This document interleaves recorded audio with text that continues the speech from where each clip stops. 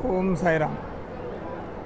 असा चरित्राचा जो कार्यक्रम झाला आहे तो बाबांनी माझ्याकडून त्यामध्ये जे बक्षिसं दिलेत ते बाबांनी माझ्याकडून घडून घेतले आणि मला त्या कार्यक्रमास बाहेर पाडले.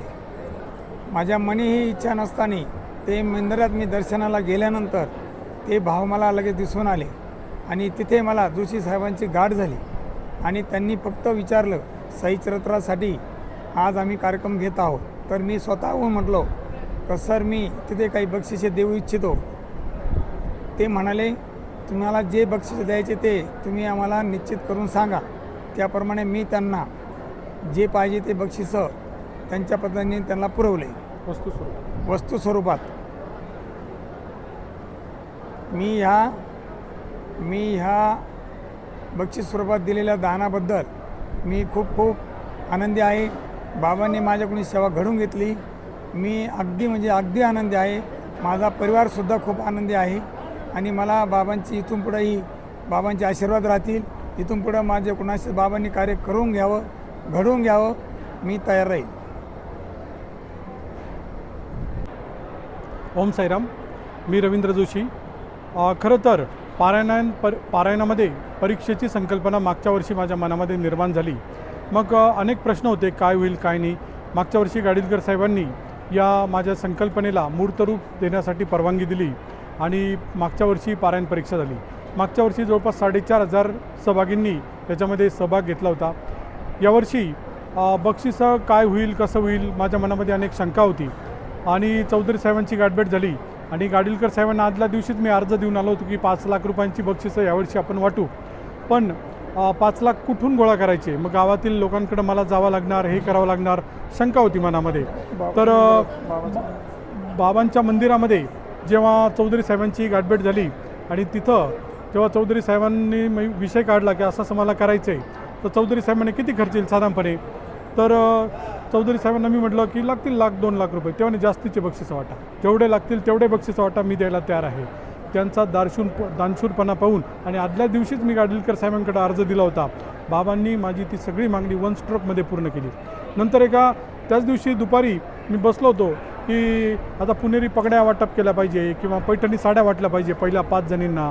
तर माझ्या मनात मी फक्त इच्छा व्यक्त केली आणि संध्याकाळी 1 तासांनी लगेच हेमंतजींचा मला फोन आला. हेमंतजींचा फोन आल्यानंतर त्यांनी म्हणे की आपण पैठणी साड्या वाटू पहिल्या 5 जणींना आणि पुणेरी पगड्या देऊ पहिल्या 5 जणांना. मी अतिशय भारावून गेलो. म्हणजे मी जी इच्छा व्यक्त केली होती बक्षीस देण्याची ती बाबांनी स्वतःहून पूर्ण केली. बाबांनी मला एकाही व्यक्तीकडं पैसे गोळा करायला, बक्षिसे गोळा करायला बाबांनी मला पाठवलं नाही. हा बाबांचा मला मिळालेला खऱ्या पद्धतीनं आशीर्वाद आहे. कदाचित बाबांनी चौधरी साहेबांना आणि हेमंत वैद्य गुरुजींना बुद्धी दिली असावी की मी हे काम करतोय तर तू याला जाऊन मदत कर, असं बाबांनी यांना सांगितलं असेल. आणि खरं सांगतो की गाडीलकर साहेबांनी जी परमिशन दिली, तसेच भाऊसाहेब रामचंद्र चौधरी साहेब आणि हेमंत वैद्य गुरुजी यांनी जी मदत केली त्याच्यामुळं खऱ्या अर्थाने मला पाठबळ मिळालेलं आहे. पुढच्या वर्षी आपण अधिक विस्तृत स्वरूपात हे घेऊ. परंतु यावर्षी इम्पॅक्ट काय झाला, पारायण परीक्षेचा परिणाम काय झाला, की घराघरामध्ये जाऊन लोक साईचरित्र उघडून वाचू लागले. बाबांनी दिलेलं तत्त्वज्ञान, बाबांच्या काळात घडलेल्या घटना साई चरित्रामधून त्या वाचू लागले, समजू लागले. घरातील लहानांपासून मोठ्यांपर्यंत साई चरित्राची महिमा सगळ्यांना समजू लागली. आणि इथं परीक्षा देताना प्रत्येक भाविक मला सांगत होता की खरंच आम्हाला एक सुंदर अशी अनुभूती येत आहे की आम्ही पारायण परीक्षेचा अभ्यास करतो, अभ्यास केल्यानंतर त्याची परीक्षा देतो, ही एक वेगळी अनुभव आमच्या जीवनामध्ये होत आहे. अशा पद्धतीची भावना अनेक साई भक्तांनी व्यक्त केली. महिला पारायणार्थी होत्या, पुरुष पारायणार्थी होते. 2 गट आपण नियुक्त केले. पहिले 6 दिवस जे परीक्षा झाली जवळपास 3,500 लोक रोज त्याच्यामध्ये परीक्षा देत होते. परंतु ऑनलाईन असल्यामुळं संपूर्ण महाराष्ट्र नाही भारतभरातून ते लोक त्यासाठी परीक्षेला देत होते ऑनलाईन. परंतु इथं येणं बऱ्याच जणांना शक्य नव्हतं. मग इथं जवळपास 700 भाविकांनी परीक्षा दिली. मागच्या वर्षी आपण फक्त शेवटच्या दिवशी परीक्षा घेतली होती, परंतु यावर्षी आपण काय केलं, रोज परीक्षा घेतली. साई चरित्रात रोज जे अध्याय वाचून होतील इथं पारायण मंडपामध्ये, तर त्या पारायण मंडपामध्ये जे अध्याय वाचून होतील त्याच्यावर रोज रात्री 9:15 10 9:50 परीक्षा असायची. रोज 45 मिनटं लोक परीक्षा द्यायची. तसेच मुख्य परीक्षाचा जो पेपर आहे तो 4 परीक्षा सकाळच्या सत्रामध्ये मराठी, हिंदी, इंग्लिश आणि तेलुगू आणि संध्याकाळच्या सत्रात महिलांसाठी मराठी, हिंदी, इंग्लिश आणि तेलुगू असे 4 आणि 4 8 आणि 6 दिवसाचे 6 असे जवळपास 14 पेपर आपण काढले. मला रात्री झोपायला अक्षरशः कधी 2 कधी 3 वाजायचे, पण मी थकत नव्हतो, कारण साईबाबांची शक्ती माझ्या मागं होती की आपल्याला हे कार्य करून दाखवायचे, आपल्याला यशस्वी करून दाखवायचे. मग प्रॉब्लेम एकही प्रश्न आपण जे प्रश्न काढले, जवळपास आपण 14 प्रश्नपत्रिका घेतल्या. 14 प्रश्नपत्रिकेमध्ये जवळपास 1200पेक्षा प्रश्न आपण साईचरित्रावर निर्माण करून त्याची परीक्षा घेतली आणि प्रत्येक जणाला उत्तरपत्रिका देखील त्याच्या मेल आय डीवर पाठवली. त्याच्यामुळं इम्पॅक्ट असा झाला की साईचरित्रामध्ये जे तत्त्वज्ञान आहे ते 1200 प्रश्नांच्या माध्यमातून, वेगवेगळ्या प्रश्नांच्या माध्यमातून, वेगवेगळ्या घटना, बाबांनी दिलेलं तत्त्वज्ञान, भक्तांनी काय त्यापासून शिकलं पाहिजे, काय बोध घेतला पाहिजे, हे सर्व लोकांपर्यंत पोहोचलं. आणि खऱ्या अर्थानं ज्यावेळेस लोक घराघरामध्ये याची चर्चा करत होती, घराघरामध्ये परीक्षेची चर्चा होत होती आणि खऱ्या अर्थानं मला ते जाणवत होतं की मी जो संकल्प केला आहे, काडिलकर साहेबांनी ज्या संकल्पाला मला पाठिंबा दिला, तो संकल्प पूर्णत्वात जात असल्याची भावना, एक समाधानाची भावना माझ्या मनामध्ये निर्माण होत होती. चौधरी साहेब, हेमंत वैद्य गुरुजी आणि आमचे ब्राह्मण एकता मंचाचे श्री धनुभाऊ पाटील, तसेच काडिलकर साहेब संस्थांचे मुख्य कार्यकारी अधिकारी यांनी मला खऱ्या अर्थानं पाठबळ दिलं. त्यांच्या सहकार्याशिवाय मी हा कार्यक्रम करू शकत नव्हतो. मी सर्वांचे धन्यवाद मानतो की त्यांच्यामुळं हा कार्यक्रम मी करू शकलो, त्यांच्यामुळं मी माझं पुस्तकाचं प्रकाशन करू शकलो आणि हा त्यांच्या उपस्थितीत हा कार्यक्रम त्यांच्या सहकार्यामुळे झाला. हा मी असं समजतो की बाबांचा आशीर्वादच मला या निमित्ताने असा प्राप्त झालेला आहे. धन्यवाद. येस.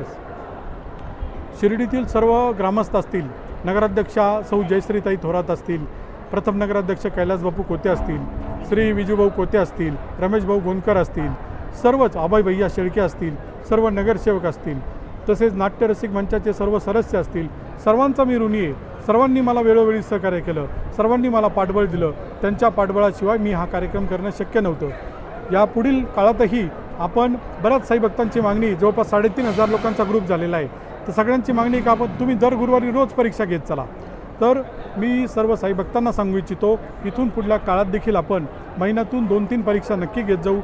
साईबाबांची जी शिकवण आहे, साईबाबांनी जे तत्त्वज्ञान सांगितलेलं आहे, ते समाजाच्या प्रत्येक व्यक्तीपर्यंत पोहोचवण्याचं काम यापुढे आम्ही सर्व मिळून करणार आहोत. आणि बाबांनी तशी आम्हाला प्रबळ इच्छा द्यावी, प्रबळ ते काम आमच्याकडून करून घेण्यात यावं, हीच मी साईचरणी प्रार्थना करतो. धन्यवाद.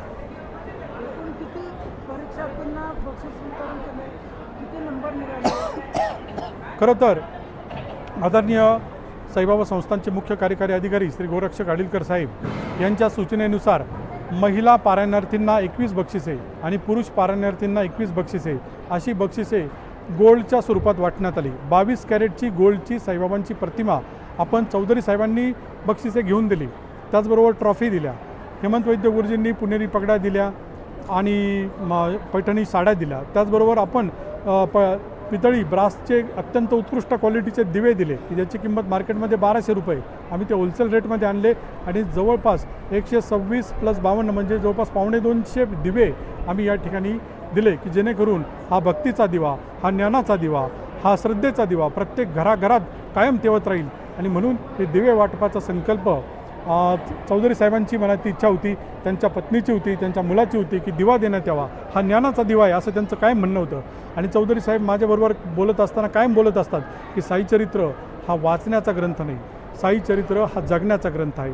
खरोखर मी त्यांच्याकडे पाहून ते साईचरित्र खरोखर जगत असतात. अनेक त्यांनी सामाजिक उपक्रमात सहभाग घेतलेला आहे आणि त्याच्यातूनच मला प्रेरणा मिळाली.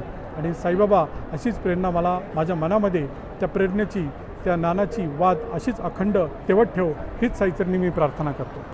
श्री साई सच्चरित्र पारायण परीक्षा 2026मध्ये माझ्यासमोर सर्वात मोठे आव्हान होते की प्रश्नपत्रिका कशी काढायची. मी जसं नीट, JEE यासारख्या एक्झामचे पेपर सेट करतो त्याच पद्धतीनं साईचरित्राचा पेपर मला सेट करायचा होता. तर पेपर अतिशय अवघड काढला होता मी. अनेक साईचरित्रातील सेंटेन्स दिले होते आणि त्याच्यापैकी किती खोटे किती खरे हे साई भक्तांना ओळखायचं होतं. अनेक सांख्यिकी माहिती होती, अनेक साईबाबांनी ज्या ज्या गोष्टी पात्राच्या संदर्भात होती, घटनांच्या संदर्भात होती. मग असा पेपर सेट केला आणि सर्वात जो हायेस्ट आलेला आहे पुरुषांमध्ये ते अभयकुमार दुनाखे सर, त्यांना 70 पैकी 56 गुण मिळालेले आहेत. म्हणजे त्यांचे फक्त 28 प्रश्न 35पैकी बरोबर आलेले आहेत. 35 प्रश्न होते, त्यांनी 28 प्रश्न अतिशय अचूक सोडवले. त्याचबरोबर एक अमृती नावाच्या मॅडम आहेत नेवाशाच्या, त्यांना 64 गुण मिळालेले आहेत. महिलांचा पेपर थोडा सोपा काढला होता. पुरुषांमध्ये अनेक दिग्गज होते. राजू रामजी सोनवणे, त्यांचे जवळपास आत्तापर्यंत 550च्या वर पारायण त्यांनी केलेले आहेत. ते सुद्धा या परीक्षेत सहभागी झाले होते. त्यांचा 4था नंबर आलेला आहे. असे दिग्गज या ठिकाणी सहभागी असताना त्याच्यामुळं अशा पद्धतीनं आम्ही या पारायण परीक्षेचं नियोजन केलेलं आहे आणि अतिशय उत्कृष्ट पेपर आपण काढला. काठिण्य पातळी उत्कृष्ट ठेवली.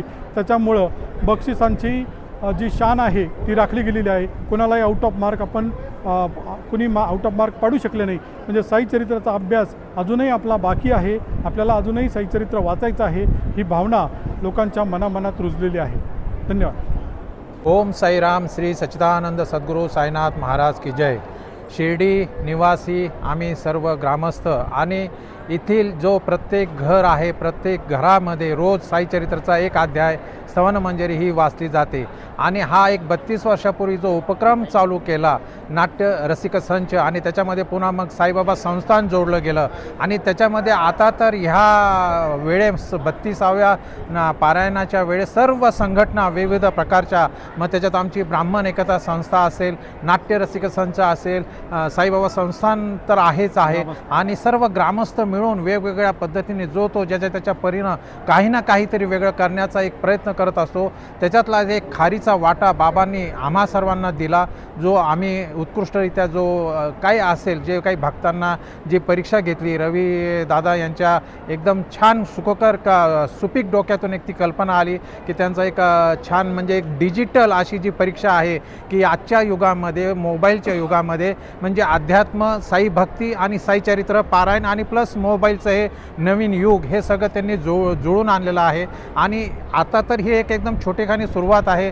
माझ्या माहितीप्रमाणे हा एक जसा परिक्रमा एक उत्सव आहे, साईचरित्र पारायण एक उत्सव आहे, एक शिर्डीचं एक वेगळ्याच देश परदेशामध्ये सुद्धा लोक इथं त्यावेळेस येतील, साईचरित्र पारायण करतील, ऑनलाईन पारायण करतील. ही एक मोठी एक भक्तीची ज्योत आता पेटली गेलेली आहे. आणि जशी साईबाबांची धुनी आहे वर्षानुवर्ष जी आपल्याला एक तेवत असते आणि आपल्याला एक ज्ञानाचा प्रकाश देते आहे, तसंच हे प्रत्येक साईचरित्र प्रत्येक घराघरात कधीही आपल्या कुटुंबामध्ये ज्यावेळेस अडचण येते तर पहिले आपण म्हणतो की साईचरित्राचं पारायण मला चालू करायचं आहे. आणि प्रत्येक दिवशी स्तवनमंजरी वाचून हे आपलं जीवन आपण व्यतीत करतो आहोत. आणि रविदादांची जी संकल्पना आहे की हा ग्रंथ फक्त वाचण्याचा नाही तर तो जगण्याचा आहे, तो तंतोतंत एकदम खरोखर खरं आहे. ती गोष्ट त्यांचे वडील जे आहे त्यांची पण खूप मोठी सेवा या ग्रामीण भागामध्ये आहे, पूजेच्या माध्यमातून असेल. तसंच आमचा ब्राह्मण एकता संस्था आहे, गेले 20 वर्षापासून कार्यरत आहे. आणि या सर्व आमचे कार्यकर्ते तसेच इथले ग्रामस्थ यांनी जे सहकार्य केलं त्यांचा आम्ही खूप खूप ऋणी आहोत. आणि अतिशय आनंद वाटला की बाबांनी ही सेवा आमच्याकडून करून घेतली आहे. धन्यवाद. ओम साईराम. श्री साई सच्चरित्र सोहळा गेल्या 32 वर्षापासून शिर्डी शहरामध्ये अतिशय धूमधडाक्यात या ठिकाणी भक्तिमय वातावरणामध्ये संपन्न होत असतो. परंतु मला असं वाटतं की साईबाबांना मानणारे लाखो करोडो लोक आहेत, परंतु साईबाबांना जर जाणून घ्यायचं असेल तर साई सच्चरित्र वाचावं लागतं. आणि साई सच्चरित्र वाचल्यानंतर त्याच्यासाठी एक अभिनव उपक्रम या ठिकाणी आमचे मित्र या ठिकाणी जोशीजींनी आणलेला आहे, रवींद्र जोशींनी आणलेला आहे. का त्या पारायणाच्या माध्यमातून त्याचं वाचन करून एक घराघरात चर्चा व्हावी आणि त्या माध्यमातून सर्वांनी साईचरित्राच्या एकंदरीत सगळ्यांनी चर्चा करून प्रश्न सोडवावेत, अशा प्रकारचा एक अभिनव उपक्रम आणला आणि त्याला मोठा या ठिकाणी प्रतिसाद मिळाला. या चर्चेच्या माध्यमातून घरातल्या सगळ्या लोकांशी भक्तीचा एक चांगल्या प्रकारचा चर्चा घडून येते, एक सत्संग या ठिकाणी एकमेकांना मिळतो. आणि त्याच्यामुळं साईबाबांचा विचार समजण्यात देखील या ठिकाणी एक मोठं या ठिकाणी एक साधन किंवा माध्यम ते निर्माण झालं.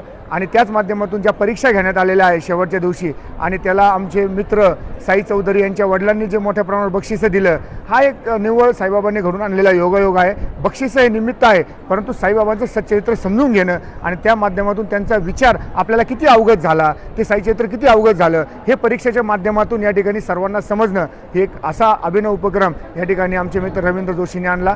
मी त्यांचं खूप खूप अभिनंदन करतो. अतिशय उत्साहात आणि चांगल्या वातावरणामध्ये या परीक्षा संपन्न झाल्या, अतिशय योग्य पद्धतीने झाल्या. आणि सगळ्या चांगल्या निस्सीम साई भक्तांनी चांगला जो अभ्यास केला होता त्यांना देखील या ठिकाणी यश मिळालं. ज्यांनी पेपर दिले नाही किंवा परीक्षा दिली नाही त्यांचाही अभ्यास आहे, परंतु पुढच्या वर्षी याच्यामध्ये आणखी भर होईल आणि ही परीक्षा जी आहे ही फक्त शिर्डीपुरती मर्यादित न राहता ही संपूर्ण महाराष्ट्रामध्ये नव्हे तर देशामध्ये वेगवेगळ्या भाषेमध्ये या ठिकाणी या परीक्षेची प्रचार प्रसिद्धी होईल अशा या ठिकाणी मी अपेक्षा व्यक्त करतो आणि मी या परीक्षेत घेतणाऱ्या सगळ्यांनी ज्यांनी कष्ट घेतले त्या सगळ्या टीमचं मी पुन्हा एकदा अभिनंदन करतो आणि आभार व्यक्त करतो. धन्यवाद. ओम साईराम.